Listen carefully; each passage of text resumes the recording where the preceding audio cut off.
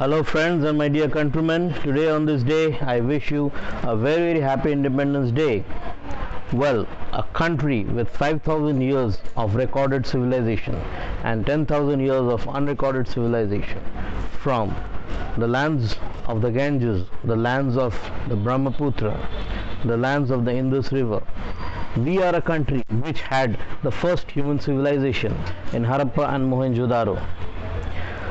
Well, if you see India is a 10,000 years old civilization, but it has the youngest population, working population in the world. 65% of our youth are below 25 years. We have age-old culture, so on the other hand, we are the most advanced IT industry. So now, as the year unfolds 2020, we are all hit by a coronavirus and lots of wars and famines happening all over the world. India will provide the light to the world. The next 10 years from 2020 to 2030 is with India.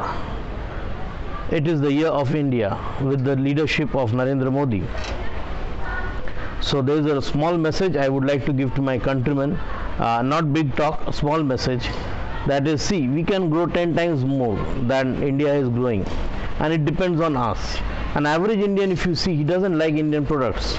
He is fascinated by Levi's and all foreign brands. Well, what I say is, definitely you have a right to go for the best product. Give a chance to your Indian companies. See, Indian companies mostly don't grow because they don't get a market inside India. If a country, if a company gets a market within India, they can sell more of that product in India, and in that way they can improve the quality.